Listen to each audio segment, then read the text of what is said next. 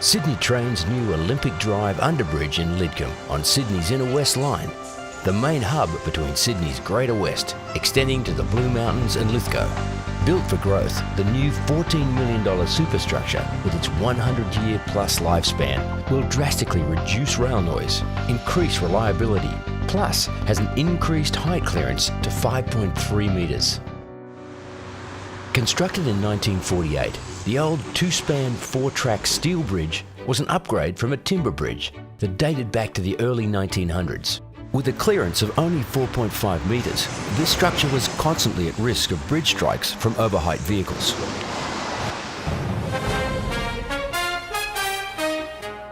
An oversized truck wedged under a bridge in Sydney's west this morning has created traffic chaos for drivers.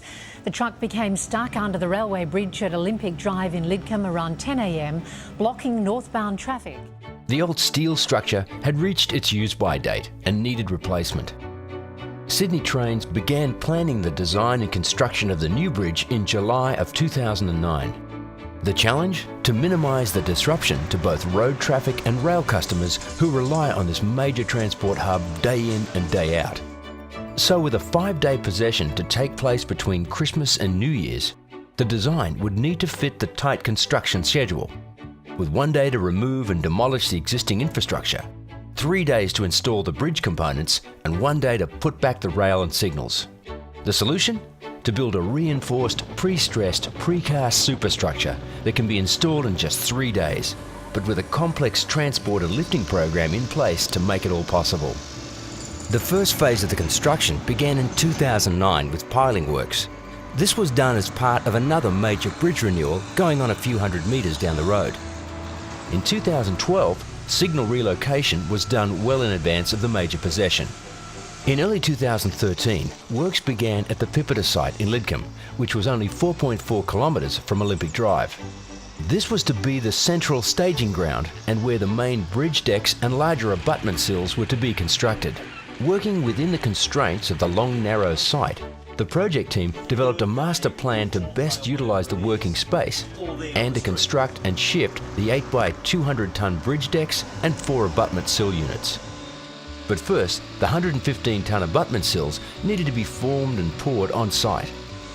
And at each pour, the concrete was tested and checked that it met the stringent quality specifications.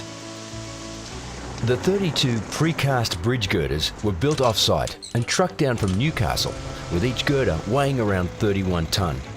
With the support structures set up in Pipita, the girders were lifted into place and bolted together. Then the decks were formed and poured. Meanwhile, back at the Olympic Drive site, the signal and communication cables were relocated off the existing bridge through an underground bore. It took several months to construct the 8 bridge decks, with each at different stages.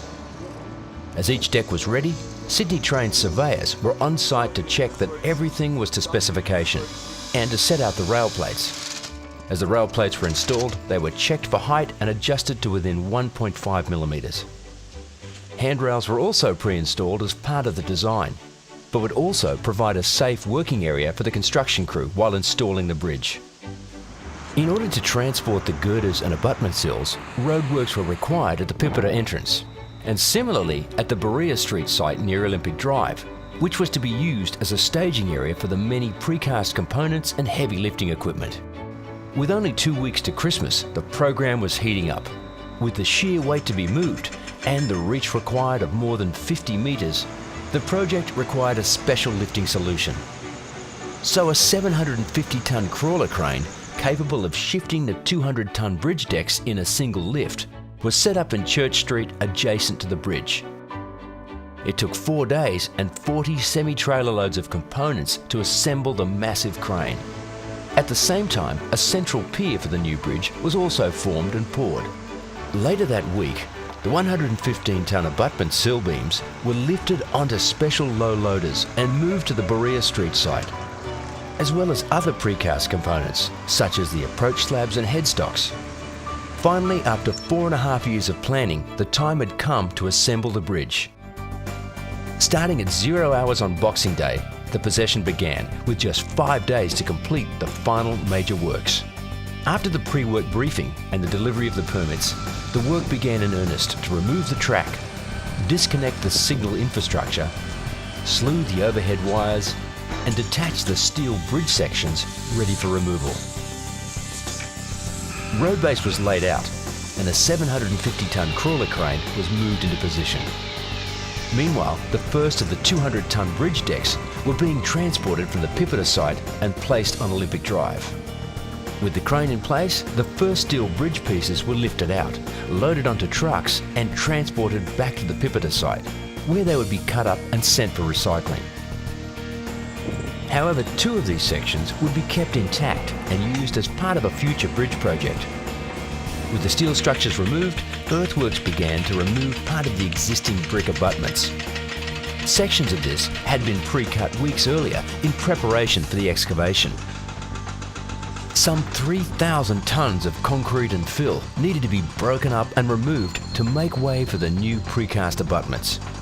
The old bricks will go to Chullora for recycling. On day 2, the demolition of the old bridge was complete and the installation of the new pier packers and headstocks began. And of course, every component had to be precisely placed to within millimetres.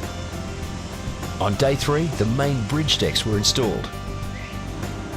It was a complicated lift to carefully lower the 8 giant structures between the overhead wires and place them within millimetres to the exact location.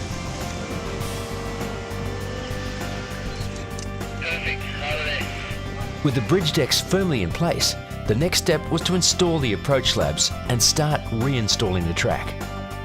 With the track height being slightly higher than the old bridge, additional track ballast and backfill was required, which incidentally has come from the SydneyTrains recycling plant in Chullora.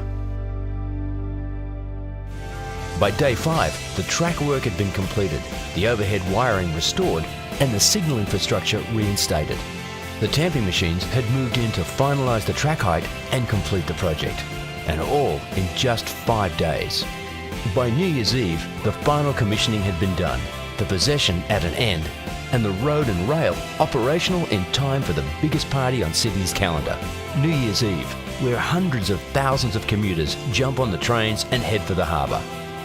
A successful project that was entirely designed by the SydneyTrains Engineering System Integrity Division and delivered by the Major Works team.